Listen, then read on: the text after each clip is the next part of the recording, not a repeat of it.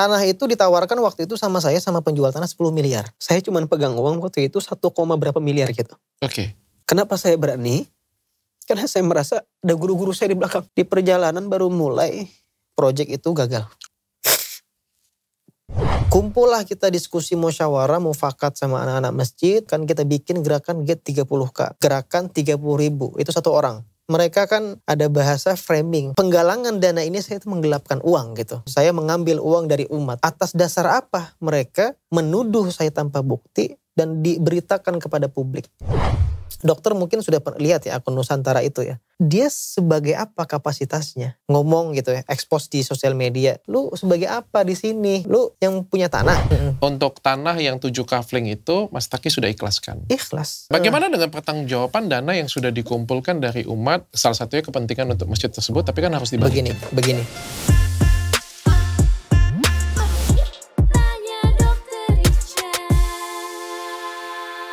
Assalamualaikum Pak Ustadz. Waalaikumsalam warahmatullahi wabarakatuh, Dok. Ketemu lagi Pak pengacara. Saya izin hari ini agak lebih santai ya, Bapak ya. Gak apa-apa. Kita hari ini syutingnya hari Minggu, Betul. tapi dari sini makin ke sana makin formal kayaknya. Santai, semi santai, formal sekali Bapak. Biar nunjukin profesionalitas ya. Oke. Biar ketahuan pengacara beneran gitu. Iya. Saya panggilnya apa nih Pak Ustadz? Ini aja biar nyantai Mas aja. Oke. Mas aja. Umur berapa? Saya masuk 28 mau 29. Oh masih muda sangat muda dan ya. imut-imut. Alhamdulillah. Alhamdulillah. Oke, langsung aja Mas. Aku nggak enak manggil Mas. Gak apa-apa. Lebih nyantai. Ribut nanti. Enggak, lebih nyantai. Aku hari ini juga pengen belajar. Ada masalah katanya di media sosial. Ya. Aku juga nggak begitu ngikutin sih jujur. Jadi tapi bagus sih. Kalau aku nggak ngikutin kan aku lebih ke bertanya apa adanya di aku ya. Tapi ya, aku pengen tanya dulu nih dari versinya Mas Taki nih. Apa nih yang sebenarnya terjadi cerita awalnya? Oke, bismillahirrahmanirrahim. Saya izin ya. Jadi begini ceritanya. Masjid Malikal Mulki ini berdiri memang atas dasar keresahan ya. Keresahan melihat kondisi anak-anak muda gitu ya. Berita judol, kemudian pinjol ya. Kemudian narkoba, berbagai macam lah maksiat, Masya Allah di luar. Udah bisa kita bilang ini udah lebih parah sebetulnya, Dok. Dan terlepas dari itu, waktu itu saya hilang akun Instagram. Karena waktu itu saya frontal membela Palestina. Bahkan saya demo di depan kedutaan waktu itu, Dok. Oke. Nah gak lama setelah itu hilang akunnya. Saya waktu itu ada panggilan dakwah ke Pontianak. Ini saya ceritakan dulu ya. Biar teman-teman bisa...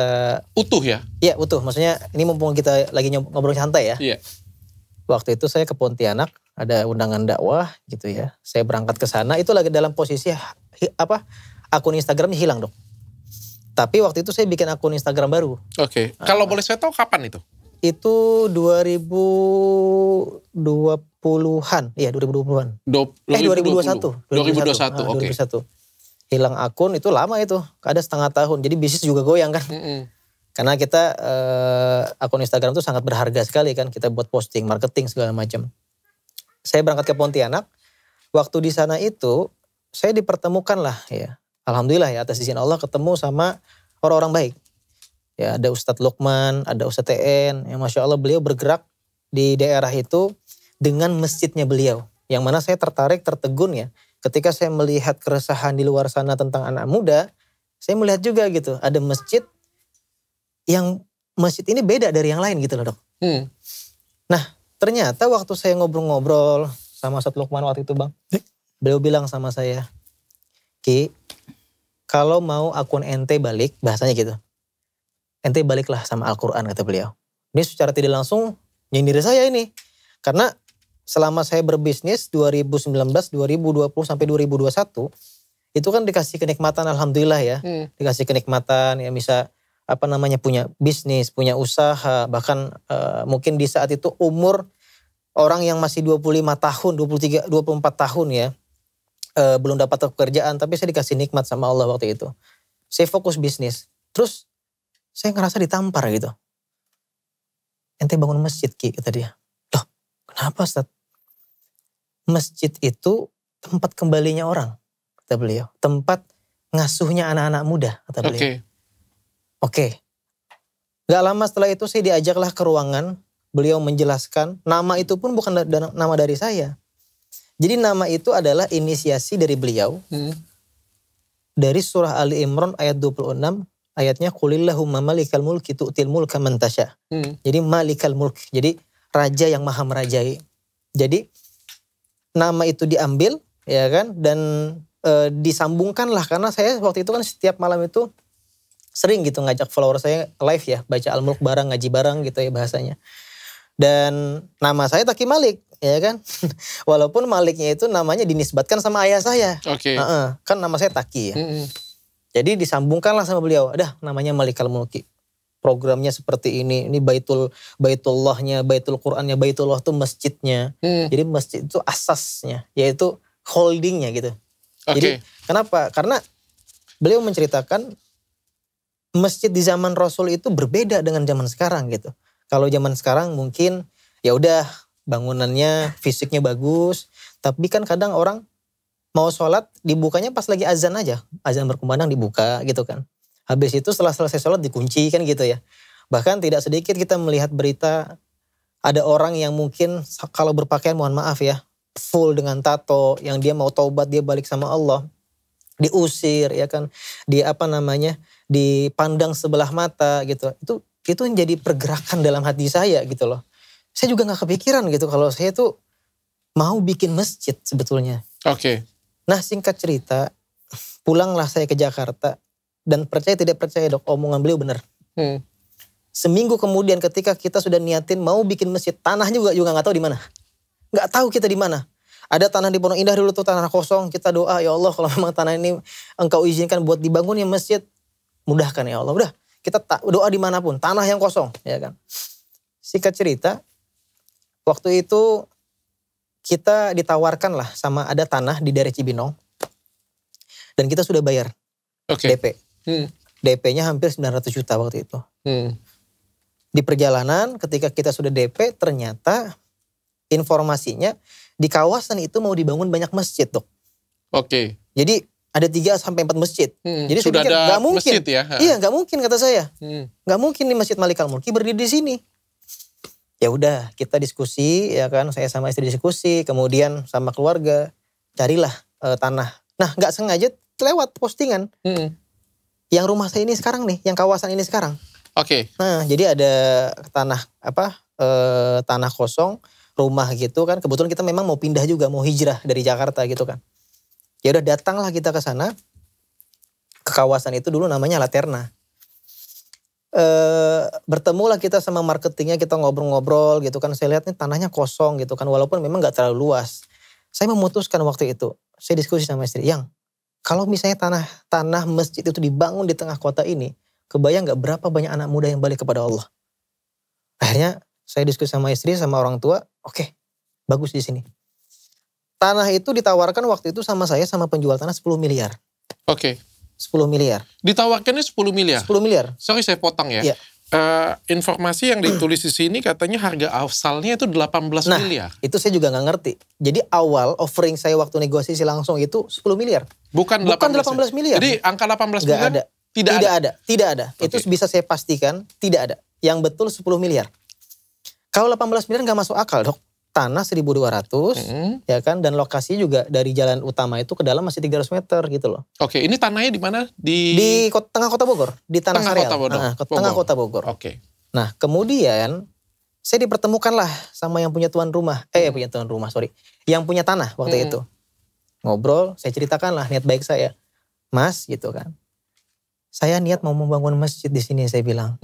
Membangun kawasan, karena gini, targetnya itu saya pengen mencetak imam-imam terbaik dan penghafal Quran, yang mana mereka nanti ketika sudah selesai digembleng di situ, mereka akan dikirim ke pelosok-pelosok daerah untuk mengajar, untuk menjadi teladan di kampungnya. Orang bertanya hukum apa? Karena gini, imam yang kita tahu selama ini cuma jadi imam bacaan Quran aja, sholat gitu loh. Nah kita pengen bagaimana mereka itu menjadi problem solvingnya masyarakat gitu. Mas Taki punya cita-cita besar lah ya. Besar, ini sebenarnya kalau kita jelaskan ini detail banget gitu. Bahkan kita sudah punya set plan-nya sendiri gitu. Programnya sendiri itu bagaimana ya kan. Bahkan kan saya alhamdulillah saya diamanahkan sama Allah gitu ya. Dianugerahkan, saya bersyukur gitu ya. Wa hadza min fadli rabbi, dan ini karunia dari Allah. Umur 16 tahun saya sudah diamanahkan sama Allah, selesai 30 juz. Kemudian alhamdulillah bisa menirukan 40 suara Imam Timur Tengah. Pesan dari guru saya, termasuk Tuan Guru Ustaz Abdul Somad, itu beliau pesan kepada saya, Ustaz Taki, titip anak muda, kata beliau. Waduh, di dalam banget saya bilang, titip anak muda. Wah, apa ya? Jadi ada beban ya? Iya.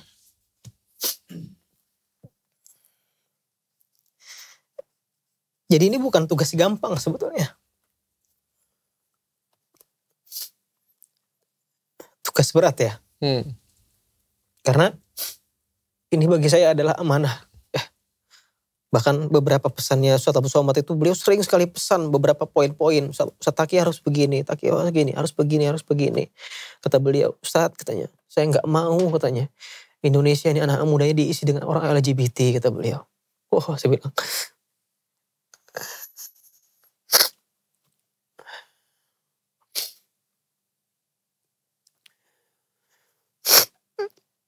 Pada akhirnya saya negosiasi lah sama yang punya tanah. Deal lah di angka 9 miliar. Saya cuma pegang uang waktu itu 1, berapa miliar gitu. Oke.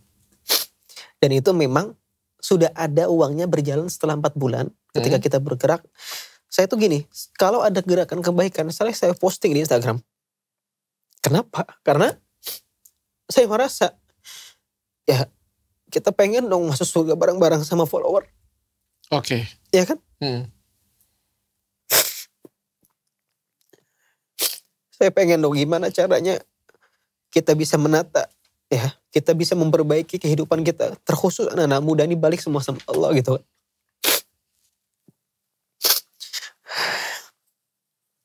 Masih dong.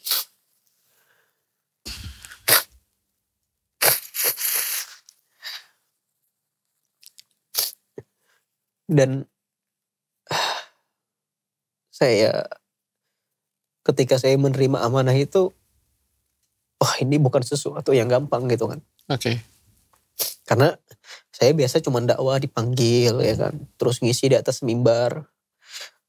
Ustadz Lukman bilang sama saya begini, kalau cuma pulang ya di atas mimbar bahkan ente dikasih uang, itu bukan yang Rasul lakukan Ki. Yang Rasul lakukan tuh ngasuh beliau. Ngasuh anak muda.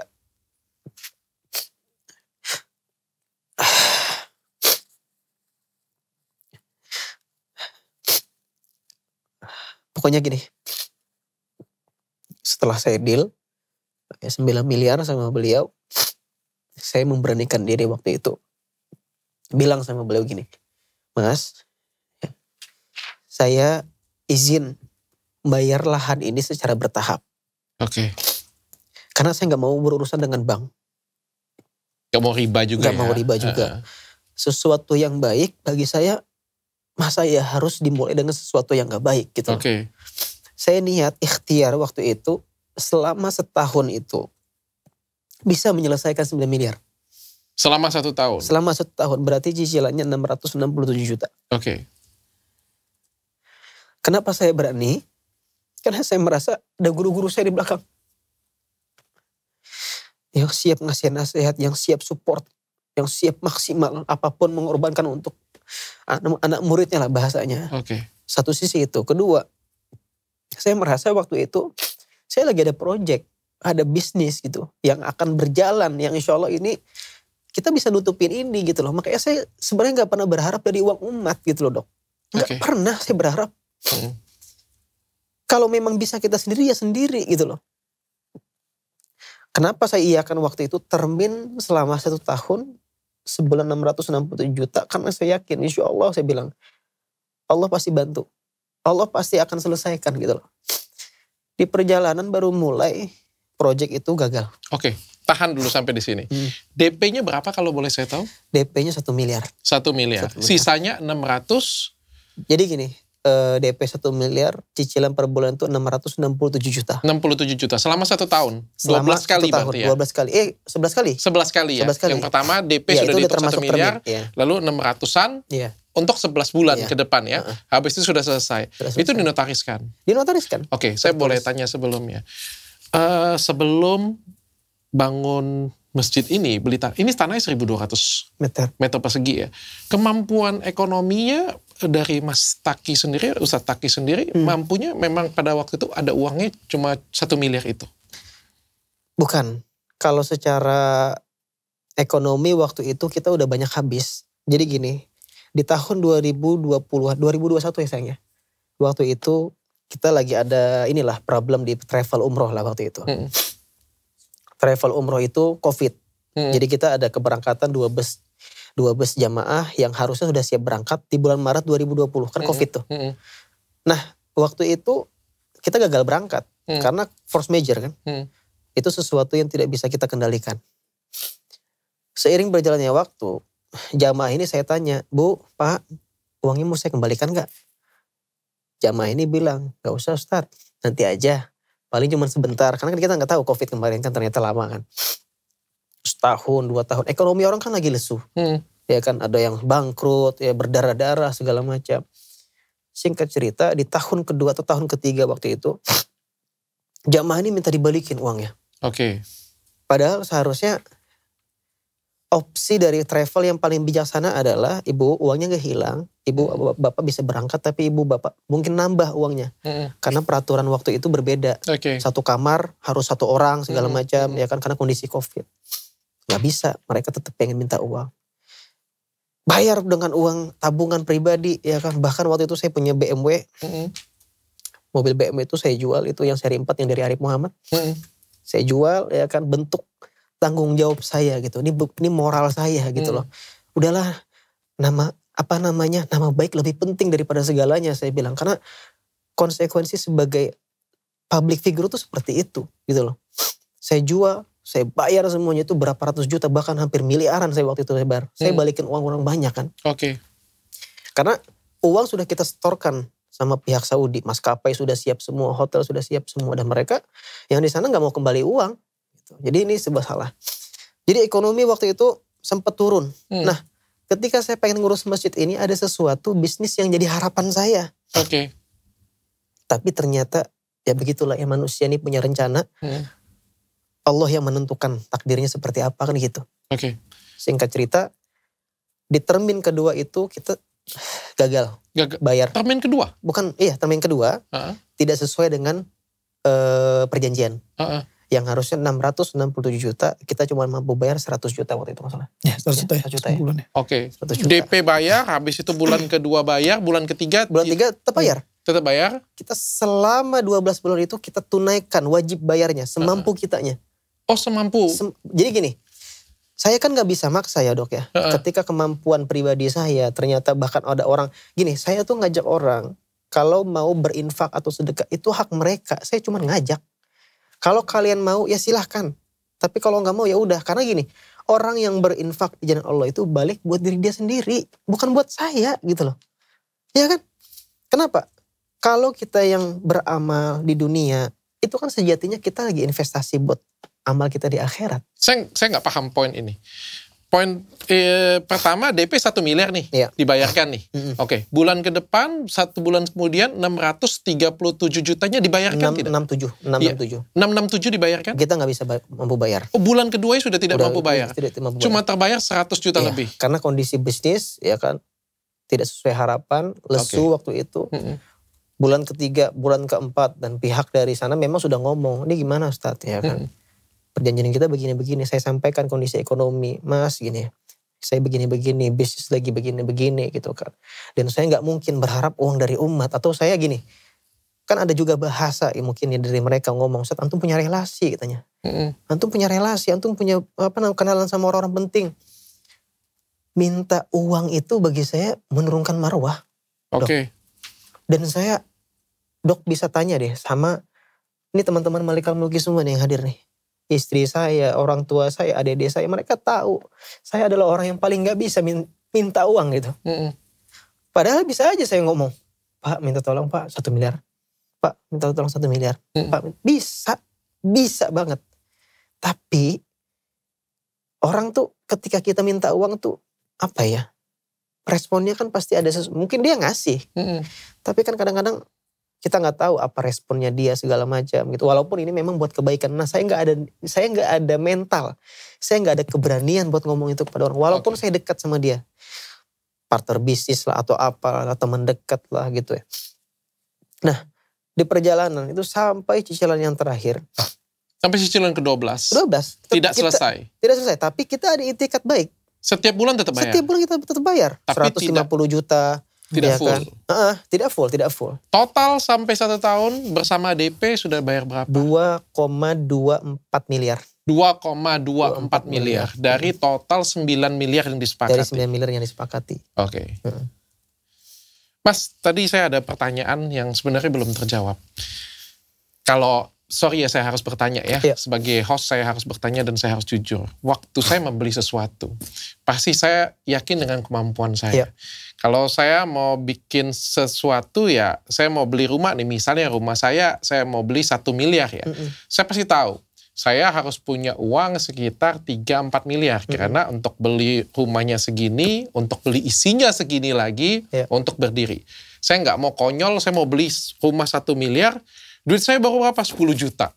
Ini kan agak-agak sedikit dipertanyakan ya, seperti itu ya. Atau kalau misalnya saya ingin membangun masjid nih, total kebutuhan masjidnya kita samakan ya, 9 miliar rupiah. Itu baru tanah loh, belum jadi masjidnya loh. Termasuk dengan rumahnya. Oh, termasuk ada rumahnya di situ ya. Tapi kan kita mau bikin masjid kan jadi tujuannya kan. Belum artinya kan pasti butuh dana dong. Kan nggak mungkin dari tanah kita bentuk-bentuk aja kan. Pasti kan butuh dana kan. 9 ya tambah paling hemat bisa 11-12 miliar ya. Kalau kayak gitu. Ya Dr. Richard punya duit berapa? 100 juta. Kan nggak logik dong. Kita ngomong kayak gitu ya. Nggak logik juga kan. Nah di satu sisi Mas Takinya kan cuma punya 1 miliar pada waktu itu. Apakah tidak ada terpikir ditunda dulu atau bagaimana? Apa sih yang membulatkan tekad sampai itu, aku akan ambil ini? Karena segini, saya yakin ya, konsep dengan ketika kita ingin melakukan satu amal baik, niat baik gitu ya. Saya yakin pasti akan dimudahkan sama Allah. Terlepas nanti mungkin di perjalanan bagaimanapun kondisinya, kita tidak ada yang tahu gitu kan. Karena gini, ya tadi saya sampaikan kenapa saya berani itu. Karena gini, ada bisnis yang benar-benar real waktu itu yang di depan mata dok. Yang insya Allah bisa membayar itu, membackup itu semua.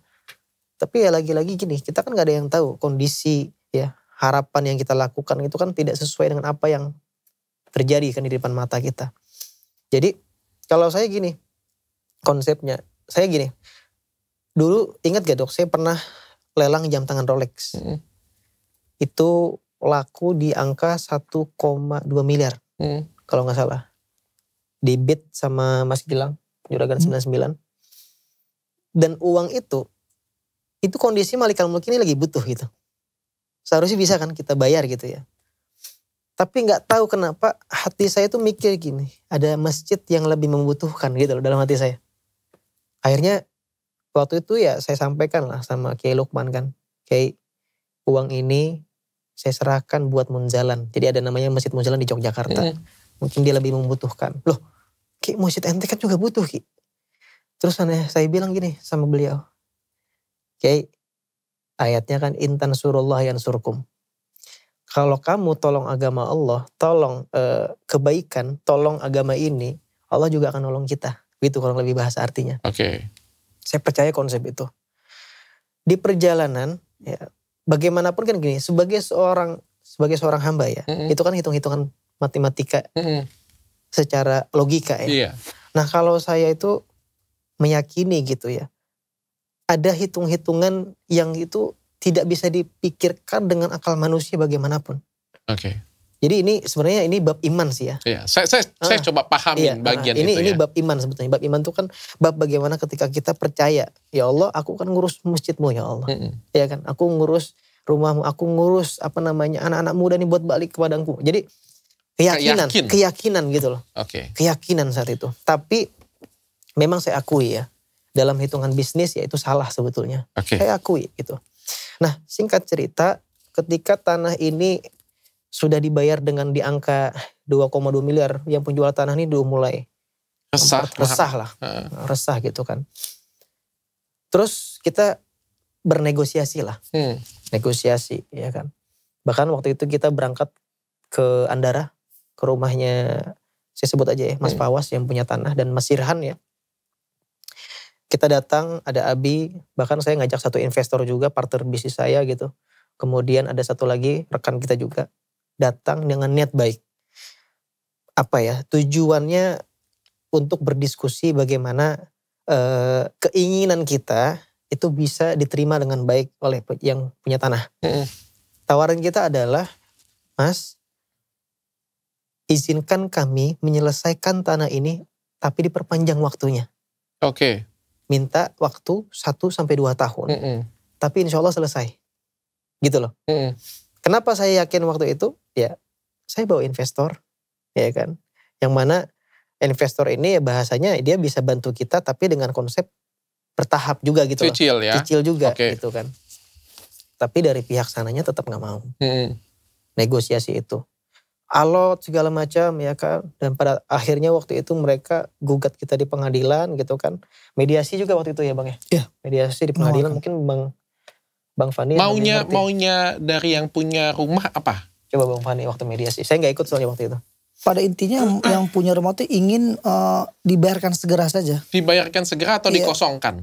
Segera dibayarkan seluruhnya. Dibayarkan segera seluruhnya? Dengan catatan seluruhnya. Jadi dia gak mau lagi pakai skema relaksasi gitu ya, termin, dia merasa sudah atau kita nggak tahu juga apa latar belakang seperti itu ya, atau dia lagi butuh atau apa. Yang penting komunikasi yang terbangun oleh kami sebagai kuasa hukum, sesama kuasa hukum disampaikan intinya kita selesaikan ini secara damai, bayar dalam bulan ini misalkan gitu ya, pokoknya secepatnya lah ya, selesai kita, saya cabut gugatan itu. Nah namun kan kembali lagi kan faktor-faktor yang dengan duit segitu kan lumayan banyak gitu ya. Dari klien saya tanyakan ya mungkin kalau 200 juta gimana gitu ya sebulan, kita kasih jangka waktu gitu ya, skema selama 2 tahun, bayar lagi nanti 300 atau 400. Dari pihak beliau menolak saja. Tidak bersedia. Tidak bersedia. Lalu beliau menggugat ke Pengadilan Negeri Bogor. Perdata. Oke. Prestasi. Dan hasilnya? Nah jadi hasilnya setelah 8 bulan persidangan itu, akhirnya hakim sampai kepada kesimpulan dengan putusan terhadap rumah tersebut, yang objek yang ada di situ, yang telah dibayarkan oleh si pembeli, si Taki sebesar 2,2 miliar itu dikonversikan untuk rumah. Tinggal buat si Taki. Nah sisa kafling yang 7 lagi yang tanah kosong itu diserahkan kepada pihak penggugat.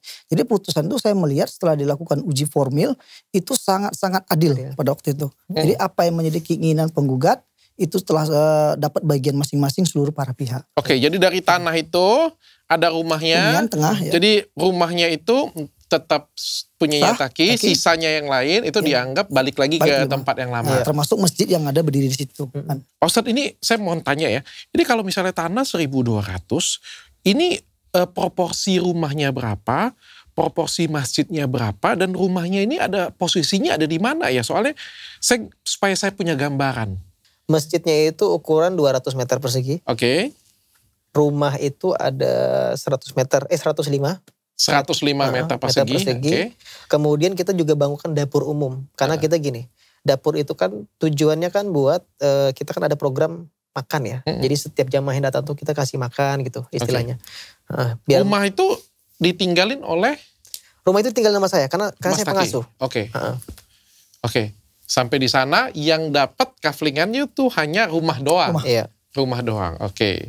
Lalu ini katanya 3 yang saya dapat dari informasi di sini, 3 kali sudah putusan pengadilan dan 3 kali memenangkan dari pihak yang punya tanah. Apakah itu benar? Sebenarnya bahasanya bukan 3-0 menang ya. Tapi ya dalam pengadilan tuh ada proses namanya kalah jadi abu, menang jadi arang, ya kan. Jadi sebetulnya kalau secara putusan pengadilan itu ya mereka tidak bisa dikatakan menang ya sebetulnya. Tapi ya ini kita membahas secara bab hukumnya ya. Mungkin Bang Fani coba bantu jelasin deh.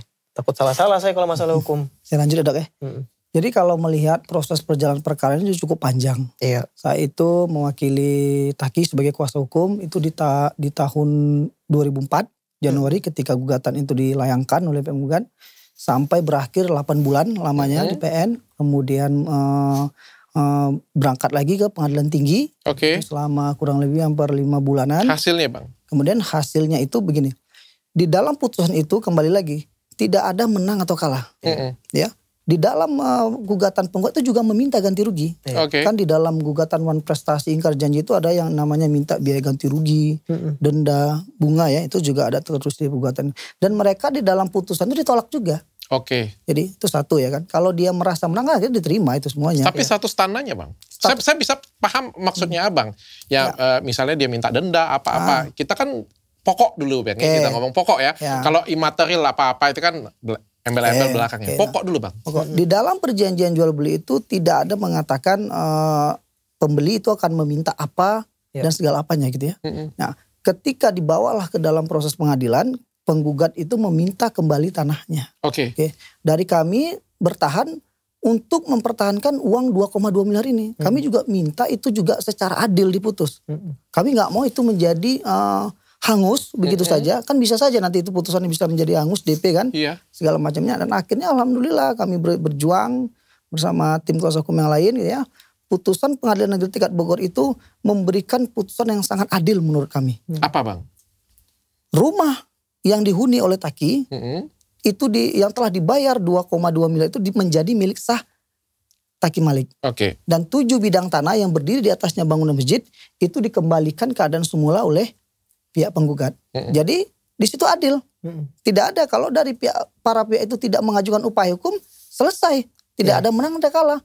Hakim sudah berlaku adil kepada seluruh para pihak. Oke. Nah, namun yang namanya di pengadilan itu kan ada yang namanya strategi ya. Ada yang namanya mengupayakan damai. Ya tentu kedua belah pihak punya hak untuk mengajukan upaya hukum. Baik penggugat maupun tergugat. Nah melihat keadaan putusan itu, Taki merasa ajukan banding saja Bang. Ya kami ajukan upaya banding. Oke. Nah sampailah kepada banding itu tidak juga merubah putusan. Menguatkan saja sifatnya. Oke. Dia juga judek fakti ya. Dia memeriksa fakta gitu. Jadi dia setuju dengan putusan dan pertimbangan hukum di Pengadilan Negeri Bogor. Nah kemudian ada lagi upaya yang namanya kasasi. Nah kami mengajukan, kemudian di kasasi itu menolak permohonan kami. Kurang lebih itu saja. Balik ke putusan pertama. Iya. Ini putusan saya bawa. Bang, saya pengen tanya dulu ini secara hukum dulu ya sebelum kita lanjut kasusnya ya. Ini sudah tanda tangan notaris belum pindah kan namanya kan? Belum kan? Berarti masih pakai nama yang lama dong. Yang lama dong. Berarti ini gantung di notaris ini kan pasti kan? Sengketa ini notaris berarti kan? Iya. Ya kan? Oke. Sampai di sana saya paham. Terus lalu selanjutnya selagi berjalanin waktu ada, mohon maaf ya saya dapat infonya, ada rame galangan dana dari umat untuk membayar tanah ini. Apakah itu benar? Betul. Betul. Itu kan yang namanya sosial media itu kan tergantung kita gunakannya bagaimana ya Dok ya. Saya dari dulu ya memang ya saya sampaikan di awal. Saya sama follower saya itu ada apa ya, keterikatan ya kayaknya ya. Jadi saya dari dulu tuh selalu ngajak diskusi follower. Saya tuh apa ya, istilahnya ada interaksi dua arah. Selalu saya terapkan itu. Makanya saya tuh selalu bonding sama follower saya. Ketika saya ada gerakan apa, ayo bang, keras bang. Gitu. Jadi saya tuh merasa follower saya ini bukan hanya sebagai pengikut. Tapi ini keluarga saya gitu loh. Nah maka ketika kemarin ada putusan Mahkamah Agung terakhir itu. Kan ini sudah berjalan 5 bulan yang lalu. Ya 5 bulan yang lalu ya. 4 bulan kurang lebih. Putusan itu, amar putusan itu sudah ada 5 bulan yang lalu gitu kan.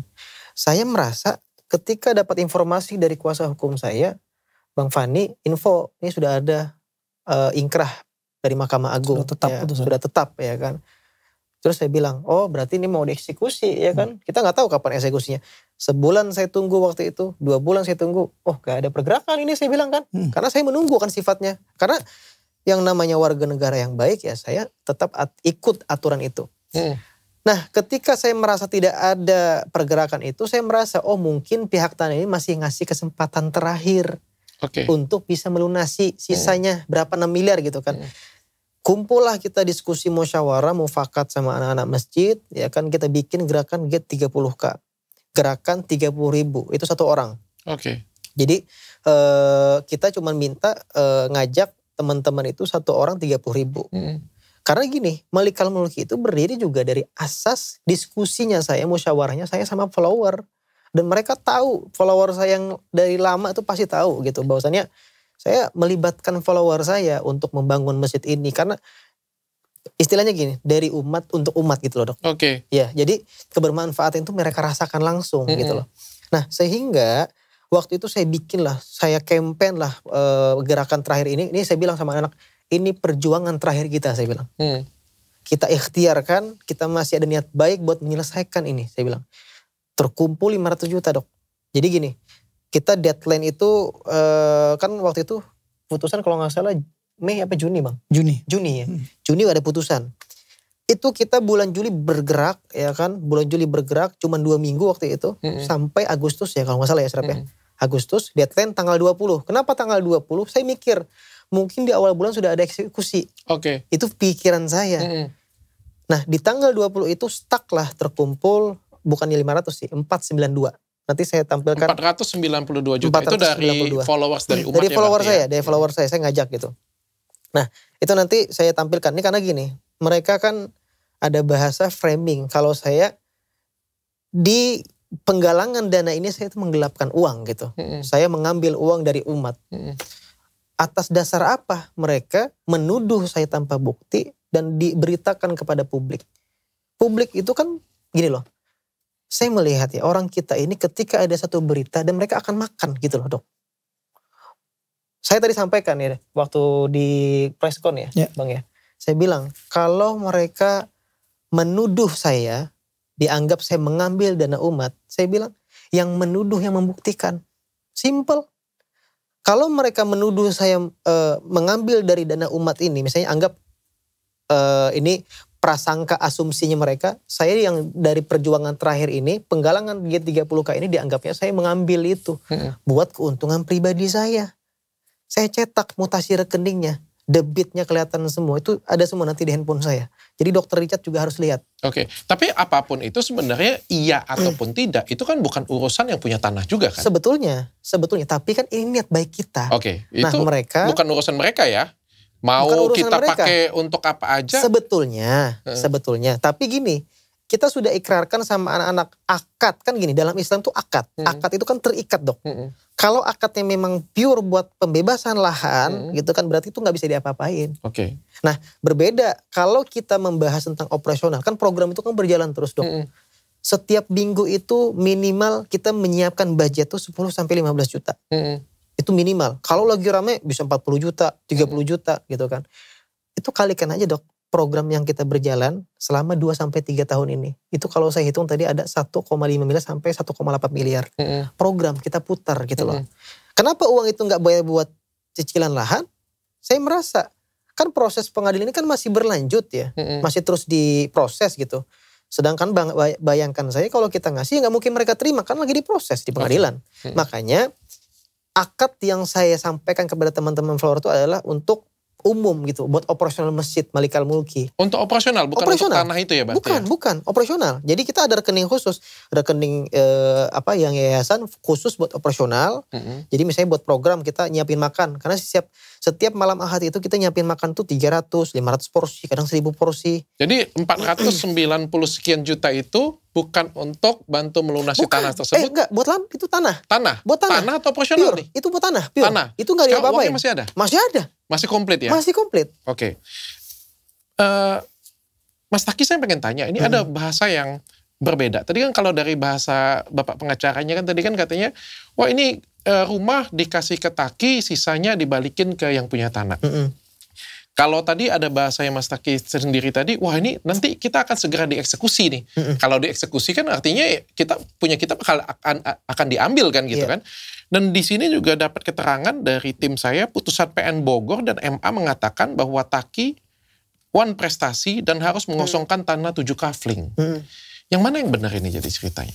Jadi begini dong, kita kan sebagai orang hukum harus taat kepada putusan pengadilan ya, dan harus dihormati.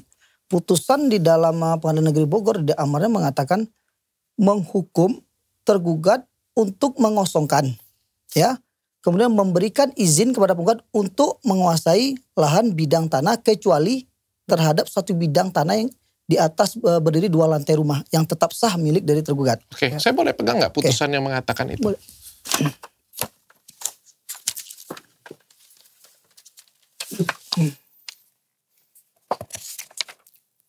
Hasil dari ini yang pengadilannya nggak ada ya? Ini salinan putusan. Ada. Oke. Saya sambil baca ya, sambil jelasin boleh Bang? Silakan Bang. Silakan aja. Saya ambil amar putusan saja. Karena kalau dokter baca itu kan panjang. Iya. Gitu, jawab. Nanti malah 3 jam podcastnya kan. Saya baca ya. Dalam putusan menyatakan gugatan para penggugat dikabulkan untuk sebagian. Mengatakan, yang nomor 2 menyatakan perjanjian perikatan jual beli yang dilakukan di hadapan notaris nama Novida Zahra Batarfi pada tanggal 17 Juni 2022 antara Sirhan penggugat 1 dengan persetujuan Sania Sanabel Bishir penggugat 2 sebagai pihak pertama dan Ahmad Taqiyuddin Malik tergugat sebagai pihak kedua dibatalkan. Oke, kecuali terhadap bagian objek sengketa yaitu tanah sertifikat SHM seluas 108 meter persegi sebagaimana diurai pada surat ukur nomor sekian ya. Di atasnya terdapat rumah tinggal berlantai 2 yang dikuasain oleh tergugat tetap sah. Berarti rumahnya tetap sah. Rumahnya ini ada di mana tanah nih? Pinggir tanah? Gimana yang jelasin ya? Depan? Dia belakang, di tengah-tengah. Tengah-tengah. Wah, kayak gimana jalannya? Jadi gimana itu. ya? Jadi kalau misalnya kotak persegi nih, dia kan ada jalan di tengah. Nah, posisi rumahnya tuh di agak tengah sedikit. Oke. Berarti bukan semua tengah jalan ya. Tapi semua jalan, semua tanah ini harus balikin ke pemiliknya. Jadi kamu sebenarnya nggak boleh nginjek tanah nih sebenarnya. Sebenarnya lompat kita. Iya. Harusnya ya. Menyatakan tergugat telah melakukan perbuatan wan prestasi atau cedera janji. Nomor 3 tuh ya. Menghukum tergugat untuk melakukan pengosongan atas bidang tanah objek sengketa milik para penggugat kecuali terhadap bagian tanah objek sengketa yaitu tanah sertifikat SHM seluas 108 meter persegi tadi ya, rumah tadi ya. Di atasnya terdapat rumah 2 lantai. Memberikan izin kepada penggugat untuk melakukan penguasaan fisik terhadap bidang-bidang tanah tersebut kecuali yang tanah 108 meter persegi sebagaimana diuraikan. Oke. Nomor 6, memberikan izin ke para penggugat untuk melakukan penjualan kembali bidang tanah tersebut. Kecuali yang rumah tadi juga ya. Yang nomor 7, memerintahkan tergugat 1 dan tergugat 2 untuk tunduk dan patuh pada putusan ini. Oke. 8, menolak gugatan para penggugat selain dan selebihnya. Dan 9, menghukum tergugat membayar biaya perkara. Oke. Berarti intinya rumahnya miliknya Mas Taki, sisa tanahnya semuanya dibalikin kepada ini. Yang punya tanah terima nggak putusan ini? Ya kalau dari pihak, nah makanya timbul begini, putusan itu kan ada yang sifatnya begini, menghukum kepada tergugat. Praktek dinamika di peradilan kita, ada yang tergugat itu yang sukarela. Itu kan sifatnya volunter ya. Pihak tergugat itu meninggalkan objek secara sukarela. Kan perintah pengadilan begitu ya. Mengosongkan secara kemauannya sendiri. Kan selanjutnya pertanyaannya, kalau tidak dari pihak tergugat meninggalkan secara volunter, sukarela, apa yang harus dilakukan? Ya satu-satunya cara mengajukan permohonan eksekusi ke pengadilan. Sehingga upaya paksa dari negara itu terjadi. Sehingga ada kepastian hukum di situ. Ada keadilan di situ. Mas Taki mau balikin nggak sisa tanah tersebut? Mau. Tadi saya bilang waktu di press. Tapi masjidnya berarti bagian dari... Bagian yang dihancurin. Jadi gini, masjid itu dibangun sementara. Jadi betul-betul kita efisiensi lah bahasanya. Karena gini, kita sadar ya. Belum terbangun ya? Jadi gini, itu terbangun. Tapi itu istilahnya ya sifatnya sementara bangunannya. Jadi bukan permanen ya. Kenapa? Saya sadar tanah ini belum lunas. Walaupun secara tertulis ya di klauselnya PPJB itu tertulis bahwa ketika kita sudah mendepekkan ya kepada yang menjual tanah, kita diizinkan untuk menghuni ya kediaman kawasan itu, dan juga kita diizinkan untuk membangun bangunan di sesuai akta tanah di situ gitu loh. Jadi kan mereka bilang kalau kita tidak boleh diizinkan, kita tidak diizinkan ini membangun tanah di atas hutang kan gitu. Loh, dari awal mereka sudah tahu proses malikal mulki ya kan, dan secara tertulis juga sudah ada kan gitu. Nah bahkan ketika malikal mulki berdiri kan dari mulai kerangkanya itu bajaringan aja dok. Bajaringan, bahkan temboknya itu nyambungnya sama pagar klaster gitu loh. Jadi pagar klaster itu dijadikan tembok masjid gitu loh. Karena ini benar-benar sifatnya sementara banget. bisa dibongkar gitu. Sesimpel itu sebetulnya. Kenapa? Pakai apa? Papan ya berarti ya? Pakai ini PVC ya. PVC. PVC. Oke. Dan tembok depannya orang bilangnya kayak migajuan sih. Iya. Emang bener sih. Saya juga sadar. Bener juga ya saya bilang gitu. Nah, seperti migacuan ya. Iya gitu, karena dia ada bolong-bolong batu bata gitu kan. Nah, saya bilang atapnya spandek. Ya nggak sih? Kebalik ya, PVC-nya atap. Spandeknya itu apa namanya dindingnya gitu. Jadi kita bikin memang seminimalis apa sih? Seminimalis apa sih? Seminimal mungkin. Enggak. Seminimalis. Iya, minimalis gitu. mungkin. Dokter salah. Iya, siap. Maaf ya. Siap salah Pak Ustadz. Iya, canda. Jadi tapi itu bagian dari tanah yang bagian dari kafling kan? Bagian dari tanah. Ya, pertanyaan selanjutnya, itu kan harus dibalikin dengan yang punya. Kita sudah bilang begini, selama 5 bulan ini kan kalian gak ada pergerakan. Maksudnya gini, kalau saya memang ada bahasa mengosongkan ya beberapa bidang, 7 bidang tanah tadi itu ya kan. Kalau saya kan diminta secara sukarela, tapi kan ada faktor lain yang membuat saya kenapa belum mengosongkan itu. Tapi kalau dari pihak penggugat penjual tanahnya mau mengeksekusi silahkan. Saya tadi statement, kalau mau besok juga mau dieksekusi silahkan. Mas Taki ikhlaskan semuanya. Ikhlas gitu loh. Gini, ikhtiar itu adalah sesuatu yang kita usahakan. Ya. Dan takdir ya, keputusan ternyata memang Malikal Mulki ya, memang ditiadakan. Saya sudah statement sama anak-anak, mungkin ini perjuangan terakhir di Malikal Mulki saya bilang. Karena Malikal Mulki itu bisa dibilang 100%-nya semua bergerak anak muda, anak-anak mahasiswa. Dan itu jarang sekali dok. Jarang sekali. Bayangkan ya, ini ada Ashraf nih, Kak Ashraf di samping saya. Ini beliau sambil membuat skripsi, sambil berjuang jadi ketua DKM masjid. Bayangkan anak muda, suaranya bagus, jadi imam, menjadi pemimpin di antara teman-teman yang lain gitu loh. Jadi ini pergerakan yang sebetulnya membuat bagaimana anak muda tuh seperti ini gitu loh. Yang memberikan kebermanfaatan buat orang ya kan. Memberikan rasa nyaman buat orang lain. Tapi kayak gimana dengan dana yang sudah terkumpul dari umat kan? Pertanggungjawabannya bagaimana? Gini, saya di preskon tadi juga sudah saya sampaikan dok. Cuman saya harus sampaikan lagi ke sini. Kalau seandainya, kan gini sebetulnya ya. Sertifikat itu kan masih di notaris. Ketika ada keputusan keputusan dari Mahkamah Agung, itu kan sebetulnya gini, saya kan harus sudah diserah terima dong sertifikat itu. Tapi sampai sekarang kan kita belum terima ya. Pecah sertifikat ya Bang ya? Iya, pecah sertifikat. Pecah sertifikat ya harus ya? Sertifikatnya 8. Oh, sertifikatnya memang ada 8. Memang sudah dipecah. Iya, sudah dipecah. Berarti satu memang itu balikin dong. Sesimpel itu aja ya. Nah, sampai detik ini kan itu belum diserahkan kepada kita. Nah itu juga salah satu alasan kenapa kita itu mungkin masih berkegiatan di tanah itu gitu loh. Masih sholat masih kan gitu ya namanya orang. Tempat ibadah ya. Nah makanya saya juga heran gitu loh. Kok setelah keputusan gini kan kalau secara hukum hak dan kewajiban itu kan sudah selesai dok. Dan sudah ada ingkrah dari Mahkamah Agung.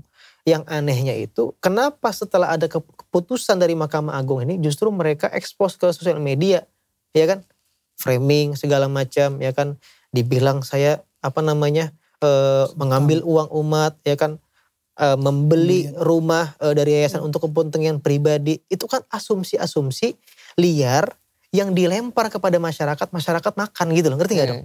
Jadi saya ngerasa gitu loh, ini kan selama 10 hari 12 hari ini kan saya diam dok ya. Dari awal itu saya sudah banyak lihat postingannya. Yaudah mungkin bagi saya orang ini bentar aja gitu. Ternyata udah mulai macam-macam. Ngomong masalah personal. Ngomong fitnah. Framing apa. Terus ngajak orang buat menghasut. Ayo teman-teman siapapun yang ini. Ayo naik semuanya di live gitu-gitu. Jadi bagi saya ini. Wah ini udah gak beres bagi saya. Jadi kadang gini loh. Saya tuh orang yang sebetulnya paling gak suka klarifikasi dok. Dokter Richard bisa jejak digital saya, ya kan? Cek jejak digital saya dari kasus saya yang dulu, misalnya saya dulu pisah gitu kan, sama yang istri pas saya pertama gitu kan. Saya pernah nggak klarifikasi tentang rumah tangga saya? Nggak pernah. Kenapa? Karena bagi saya itu ranah privasi, itu bagian rumah tangga saya, orang nggak perlu tahu. Karena gini, kalau kita menceritakan sesuatu kepada, gini ceritanya teman-teman, dah orang lain, dah sebatas tahu kan. Berarti kan tujuan kita memuaskan orang lain. Nah itu kan pribadi saya. Tapi saya melihat, wah ini bukan lagi pribadi saya bilang. Penghinaan, body shaming, mohon maaf saya sampai dibilang bogel dok. Emang bogel kali ya. Oh dia gak bogel-bogel amat sih sebenarnya mah. Dia Sedang bilang lah seperti gitu. itu. Dibilang seperti itu gitu loh. Ya saya juga ngerasa, ya kok ngebahas kok nggak udah substansi lagi bahasnya gitu loh. Bahasnya udah sesuatu yang di luar koridornya gitu loh dok. Body shaming, fitnah, framing, kemudian ngajak orang menghasut buat membenci saya ya kan segala macam. Wah saya bilang ini nggak bisa didiemin saya bilang. Karena gini, ini sudah berurusan dengan bukan hanya pribadi seorang Taki Malik. Apa yang disampaikan sama dia, kalau itu benar saya iyakan, benar. Dia misalnya dia menggugat itu benar. Dia bilang misalnya 3-0 itu hak dia mengatakan itu 3-0 itu benar. Tapi saya juga punya hak mengatakan apa yang dia sampaikan ke media. Bilang ini, bilang itu. Tidak ada bukti gitu loh dok. Oke. Iya kan? Itu kan hanya asumsi yang mereka lempar kepada masyarakat gitu kan. Itu sebetulnya yang saya sesalkan gitu loh. Kok bisa ya kan? Bahkan yang menariknya lagi dok ya. Dokter mungkin sudah lihat ya akun Nusantara itu ya. Itu dia sebagai apa kapasitasnya gitu loh. Ngomong gitu ya, expose di sosial media. Bahkan dia, mohon maaf dok ya. Saya kan 10 hari kan diam ya, nggak ngomong. Cuman saya dapat informasi dari teman-teman, dari saudara saya saat gitu kan. Yang lucunya dia malah memegang salinan PPJB bang. Memegang salinan PPJB untuk diperlihatkan pada publik gitu loh. Oke. Saya bilang ini apa, urgensinya apa dia. Waktu ditanya sama netizen waktu itu bang, lu sebagai apa di sini gitu kan. Lu yang punya tanah gitu kan. Dia bilang, enggak banyak lah pokoknya gitu loh bahasanya gitu-gitu lah. Terus waktu di preskon kemarin ditanya sama wartawan, Mas sebagai apa sebetulnya? Ya. Dia yang punya tanah akun itu? Bukan.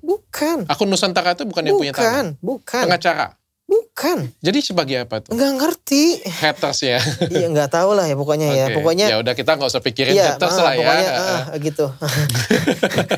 Gitulah pokoknya. Okay. Jadi dia kan posting setiap hari 1-2 video ya kan. Tapi intinya lagi saya bertanya untuk yang ketiga kalinya ini. Untuk tanah yang 7 kafling itu Mas Taki sudah ikhlaskan? Ikhlas. Kalau memang takdirnya seperti itu saya ikhlas. Kenapa? Tugas saya sebagai warga negara yang taat kepada hukum. Saya ikhlas. Gak mungkin dong bulldozer. Ya gak bisa. Gak mungkin. Oke, bagaimana dengan pertanggungjawaban dana yang sudah dikumpulkan dari umat? Hampir 500 juta, ya salah satunya kepentingan untuk masjid tersebut, tapi kan harus dibalikin. Begini. Ini juga harus teman-teman tahu ya yang nonton ya. Ada sebagian orang yang menganggap ini pure dari umat gitu ya. Tapi yang harus teman-teman tahu, ini bukan untuk ria. Tapi dalam kondisi tertentu kita harus menjelaskan kepada orang, agar orang ini paham gitu loh. Dulu ketika kita lagi kesusahan untuk bayar, itu saya sampai jual mobil Alphard, ya kan. Sampai dulu hampir 1 tahun, itu saya sama istri kalau kemana-mana tuh naik ojek, naik kereta gitu loh dok. Bener-bener, kita kan gak mungkin. Halo guys, saya habis nyumbangin mobil Alphard nih buat masjid, kan gak mungkin dok. Karena itu urusan antara saya dengan Allah kan, gitu loh. Dan itu bentuk sebagai pengorbanan saya kepada dakwah gitu loh dok. Kepada anak-anak muda, kepada masjid ini. Jadi saya nggak pure. Makanya saya bilang, kenapa saya mau berani ngambil tanah ini 667 juta? Karena saya ada bisnis yang mau backup gitu sebetulnya dok. Sebetulnya gitu loh. Jadi nggak pure dari awal. Nah ketika ternyata misalnya tanah 7 kapling itu dikembalikan kepada yang punya tanah. Terus bagaimana masjid yang sudah terbangun? Masjid itu kan sifatnya sementara, bangunan sementara. Dan ada yang bilang beberapa orang, kok bisa bangun wakaf di tanah yang belum lunas? Loh, saya nggak bilang itu wakaf. Wakaf itu terjadi ketika tanah itu lunas, ya kan? Barulah kita wakafkan gitu loh. Oke. Kan ini ikhtiarnya kita. Kan bayangan kita setahun itu bisa selesai gitu loh dok. Baru diwakafkan oleh Mas Taki gitu ya? loh. Tapi kan ini orang yang banyak yang nggak tahu sebetulnya. Nah termasuk rumah. Ya. Rumah itu kan saya selalu sampaikan, ini teman-teman saksi nih anak Malik Al-Muki. Dan juga kepada jamaah. Bukan setiap sih. Ada beberapa kali saya sampaikan kepada jamaah lah. Menyebutkan bahwasanya rumah yang saya tinggal ini adalah rumah pengasuh. Kalau saya meninggal dunia atau misalnya ada pengasuh yang lain, silahkan tinggal di sini. Gitu loh. Jadi ini bukan lagi untuk keperluan pribadi. Saya beberapa kali bilang sama istri, yang ayo kita cari rumah di tempat lain. Cari rumah di Jakarta gitu loh. Kenapa? Saya juga nyadar. Kalau misalnya kita, gini loh. Segala sesuatu yang bersentuhan dengan uang banyak ya dok ya. Memang resikonya selalu gitu dok. Selalu pasti. Maka saya sampaikan tadi gini. Rumah itu diserahkan sama kita. Sertifikatnya dibalik balik nama. Ya kan. Anggap atas nama pribadi saya. Apa yang saya lakukan?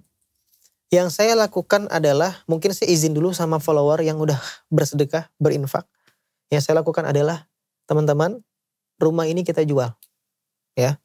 Dan kita update secara transparan dan teman-teman bantu kawal berapa harga ini laku dan izinkan hasil dari uang laku ini kita akan split ya buat pembangunan masjid di pelosok daerah yang membutuhkan kita targetin nanti misalnya ada beberapa titik daerah dan saya yakin ini sebetulnya masih dengan koridor yang sama kan buat masjid sebetulnya. Jadi saya anggap ini bukan hilang gitu loh. Ini bukan hilang tapi justru makanya saya bilang ketika kita dapat rumah itu sebenarnya kita diuntungkan. Yeah. Jadi uang itu gak hilang gitu dok. Uang itu gak hilang. Jadi saya niatnya begitu nanti jual ya kan kita nanti update secara transparan kepada teman-teman berapa harga tanah yang laku ya kan rumahnya berapa laku. Tinggal kita split. Mau dijual ya berarti ya? Buat dijual ngapain saya? Nanti saya dibilang lagi hidup di rumah umat lah. Saya bilang gak mau saya bilang gitu kan. Gitu dok. Gitu dok. Ya pihak penggugat ini kan yang punya tanah ini kan konvensi pers ya sampai padahal kan sudah menang putusannya tinggal dieksekusi aja ya. Berarti kan ada kekesalan ya dengan Mas Takia. Kira-kira dia kesel kenapa ya? Saya jujur dok dengan akun Nusantara namanya Fahrir. Namanya Fahrir. Dia gini loh, tidak ada sesuatu yang terjadi di muka bumi ini kecuali atas izin Allah. Ya kan? Ma asaba min musibatin fabima kasabat aidikum. Ini ayat yang lain ya. Tidak ada sesuatu yang terjadi ya. Ayat yang lain ini berbeda. Bahasanya begini, saya mungkin lebih gampang kan. Tidak ada sesuatu yang terjadi apapun di muka bumi ini kecuali atas izin Allah. Semua sudah memang set up skenario-nya Allah. Kalau misalnya dia ngatain saya secara pribadi, bahwa berarti dia mentransfer pahala kepada saya. Dosa saya ditransfer kepada dia, kan simpel sebetulnya gitu ya. Tapi kalau dibilang kesel enggak? Banget sih gitu. Cuman ya kita kan gini, ketika kita kesel itu kan manusiawi dok ya. Tapi bagaimana kita responnya? Bagaimana kita menghadapi orang yang seperti itu, ya kan? Bagaimana kita merespon orang yang ketika ada yang menghina kita, menjelekkan kita. Saya mah simpel, kita nggak usah banyak ngomong, ya kan? Kemarin saya sampaikan kepada Bang Fani, kalau misalnya ternyata ada unsur pidana segala macam, ya udah kita nggak usah banyak-banyak harus emosi, harus mencak-mencak sama orang, kan nggak perlu sebetulnya. Tapi kalau ternyata memang harus ada pelajaran yang harus diberikan kepada orang tersebut misalnya, ya akan ambil sikap. Mungkin, karena gini, ini buat pelajaran ya. Asal gini, kita itu punya hak untuk berbicara. Tapi ketika berbicaranya sudah mulai di luar batas koridor, ya bahkan sudah masuk ke dalam personal ya, bukan lagi kepada menyelesaikan masalah, itu berbeda hal. Harus dipertanggungjawabkan ya. Harus dipertanggungjawabkan. Bang Fani, ada data yang mau ditambahkan atau mau ditunjukkan? Tunjukkan, jadi gini. Tadi kan Taki sudah menerangkan bahwasanya ada tuduhan terkait Taki itu menggunakan uang Yayasan Malikal Mulki untuk pembelian tanah dan segala macam. Tuduhan itu saya akan bacakan balas dengan data otentik. Jadi begini dok, saya terangkan biar semua jelas dan terklarifikasi ya. Ini perikatan jual beli tanggal 17 Juni tahun 2022. Jual beli antara Sirhan dengan Taki sebagai pembeli. 2022 dok ya.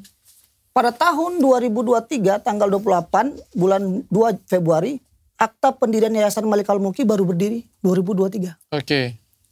Logika sederhananya kalau Taki mengambil uang Yayasan Malikal Mulki, badan hukum yang namanya yayasan ini belum hadir, belum ada. Sementara PPJB ini sudah terlaksana, DP-nya sudah dibayar. Gimana logikanya itu? Kalau dia dituduh, ini saya membalas dengan data aja. Tapi kalau pihak dari sana masih menganggap wah itu harus diaudit segala macam, ya itu silakan hal aku. Tapi saya balasin dengan data. Berdiri perjanjian ini dibuat tahun 2022 Juni, akte Malikal Mulki itu berdiri 2023. Oke. 490-an juta itu ditransfer dari periode kapan sampai periode kapan kalau boleh saya? Yang sekarang, Iya. G30K. Itu belum diapa-apain. Masih ada dananya? Masih ada. Ya? Karena kita niatnya kan mau bayarkan. Gini, kenapa kita belum kasih informasi kepada mereka, ya kan? Bahkan mungkin dengan tudingan mereka bilang G30K-nya adalah salah satu siasat saya untuk memakai kepentingan pribadi, kan gitu bahasanya. Saya nggak enak gitu ngasih uang 490 juta kepada mereka, sedangkan cicilan kita aja 667 juta, Dok, ya kan? Jadi saya merasa gini, ketika ada uang 1-2 miliar ya kan, atau 3 miliar, saya pede menyerahkan kepada mereka, nih segini dulu gitu loh. Ya kan, itu sih alasannya sebetulnya. Oke, pertanyaan terakhir. Iya, lanjut Pak juga Ustadz, apa-apa. nyesel nggak Pak Ustadz jadinya? Kan Apa tuh? ada niat baik ya bikin. Dok harus konsisten dong, tadi bilang Mas, ini sekarang Pak Ustadz gitu. Saya suka campur Cuma memang. yang di sana- Dengan Pak Ustadz Felix juga kayak gitu. Saya panggil Pak Ustadz, kadang saya panggil Ko, kadang panggil Iya, Ustadz. benar. Biar Soalnya akrab. Yang di sana termarah, katanya itu Ustadz abal-abal gitu. Katanya saya sih nggak biasa-biasa aja, cuman ya itu hak orang sih sebetulnya. Dah gimana tuh? Nyesel nggak? Apa yang nyesel? Ya kan ada niat baik, tapi kan ternyata niat baik itu nggak semata-mata ya. Walaupun tadi kan sudah diakuin oleh Pak Ustadz juga kan bahwa ya saya ada salah juga ya kayak gitu ya. Salah perhitungan lah dari awal gitu kan. Ya. Tapi ada penyesalan gak sih untuk bikin semuanya ini? Allah tidak membawa kita sejauh ini kecuali ada kebaikan di dalamnya gitu loh. Saya percaya itu. Jadi kan gini, tidak ada sesuatu yang kita lakukan niat baik itu sia-sia, Dok. Itu saya percaya banget. Kenapa? Di balik kejadian ini pasti ada hikmah. Ya, sesuatu yang kita tuh nggak tahu. Kan hikmah itu kan ilmu yang sebetulnya dari Allah langsung yang ngajarin kita. Ya kan? Dan orang yang mungkin berilmu belum tentu dapat ilmu hikmah. Makanya kita diminta berdoa untuk, ya Allah berikan aku ilmu hikmah. Ajarkan aku ilmu hikmah gitu loh. Karena hikmah itu sesuatu yang kita melihat gini. Dari kejadian ini apa yang harus kita lihat. Apa nih ke belakang yang harus kita perbaiki. Apa sebetulnya hadiah yang mungkin. Kita husnuzon gitu loh sama Allah. Jadi kalau dibilang menyesal enggak. Enggak menyesal ya? Enggak menyesal. Okay. Kenapa? Karena saya merasa ya kalau memang ternyata Malikal Mulki berakhir di sini gitu ya. Mudah-mudahan saya berharap ada Malikal Mulki yang lain yang tumbuh di kota-kota lain. Oke. Bang Fani mungkin terakhir saya ini bertanya ya, konteks hukum ya. Kalau, mohon maaf ya Pak Ustadz ya. Tapi kalau misalnya pun saya pemilik tanah nih, tanpa kita berbicara agama, tanpa kita berbicara siapa Pak Ustadz. Saya pun ya kita mau jual beli ya namanya juga ya. Saya jual tanah sesuai perjanjian pasti saya marah sih. Kalau misalnya tidak ingkar janji seperti itu ya saya pasti marah. Itu sebenarnya suatu keberuntungan sih menurut saya bahwa rumah tersebut satu kapling sudah dijadi hak milik ya. Kalau saya maunya ya DP itu lunas balik semuanya karena Anda tidak mampu. Kalau saya ya. Makanya dokter gak jadi hakim kan gitu. Ya makanya saya pengen bertanya kalau dalam konteks hukum sebenarnya saya pengen tanya dalam konteks hukum nih sebenarnya Pak pengacara. Bagaimana sih sebenarnya menanganin kasus seperti ini punya? Ya sebenarnya di dalam hukum perdata kita itu yang diuji itu adalah mencari kebenaran formil. Nah, apa yang menjadi sebuah data yang sudah disepakati perjanjian oleh para pihak, maka menjadi sebagai undang-undang yang mengikat bagi kedua belah pihak. Saya contohkan seperti ini. Di dalam perjanjian jual beli antara Sirhan dengan Taki, di pasal 2, di paragraf terakhir mengatakan begini Pak Ustadz. Setelah penandatanganan akta ini, pihak kedua, Taqiyuddin Malik diperkenankan untuk memanfaatkan, mengelola untuk tujuan hunian dan atau pembangunan terhadap objek dalam akta ini. Oke. Artinya apa? Setelah DP boleh dipakai? Boleh, kan sepakat. Sepakat, benar. Dan mereka yang berdua. Jadi ketika semua uji itu semuanya harus bertumpu kepada satu perikatan yang sudah disepakati. Saya sepakat sampai di situ. Cuma pertanyaannya, ketika tanda tangan di awal, itu kan belum menjadi hak milik si yang membeli dong. Karena belum lunas kan, seperti itu kan. Dan kan perjanjiannya lunas sampai di awal. Kayak gini lah saya beli. Saya mau beli deh botol ini. Pak, mau jual berapa nih? 1 juta. Saya DP dulu ya, 100.000 ya, kayak gitu punya ya. Saya ambil. Ini kan belum barang saya nih, masih barang Bapak seutuhnya nih. Ketika ada peraturan yang kita tahu sama-sama, ketika tidak mampu ya harus balikin full, dan ini 100.000 harusnya lunas. Benar kan harusnya seperti itu. Harusnya hapus ya, hilang ya. Kalau dalam hukum kita bagaimana ya? Ini pertanyaan hukum ya. Oke, baik. Makanya kalau melihat pengacu pada perjanjian ini seharusnya frasa ini nggak ada. Tapi sudahlah, nah ini sudah menjadi suatu dokumen legal ya. Namun kalau kembali lagi ke pengadilan tentu dinamika di pengadilan itu berbagai-bagai ya. Dok ya. Yang namanya hakim tentu akan menilai, menganalisis, memberikan putusan itu berdasarkan data. Oke. Perdata itu kepada tergantung data. Ya. Ya, datanya apa, kemudian dilihatlah dari sisi keadilannya. Beda di pidana ya. Kalau pidana itu hakim lebih aktif. Dia lebih menggali kenapa dia membunuh segala macam. Kalau di perdata ini kita mengacu pada surat yang sudah disepakati. Tergantung hakimnya putusin apa. Iya, sehingga pembayaran yang telah dilakukan oleh Taki sebesar 2,2 miliar itu dihargain. Dikonversikan untuk menjadi rumah hunian. Yang telah diduduki oleh Taki. Tapi jadi, bisa juga hakimnya memutuskan tidak seperti itu, juga bisa seperti bisa itu saja, juga ya. Bisa saja kan dalam gugatan mereka juga meminta ganti rugi. Bisa saja DP hangus. Bisa. Tapi hakim cukup adil bilang ini punya si ini ya. Saya doakan Pak Ustadz masalahnya cepat selesai dan cepat ketemu titik tengah. Tapi kalau misalnya ketemu bareng, bersedia nggak sebenarnya? Kita ya sebetulnya dengan niat baik kita terakhir di putusan kemarin itu kan sebetulnya kan secara kekeluargaan ya. Tapi kan ketika mereka sudah menjelek-jelekan nama saya, kan gini Dok, membangun reputasi itu kan susah ya. Ya kan? Susahnya minta ampun. Tapi dihancurkan dalam waktu seketika, dalam beberapa hari aja gitu loh.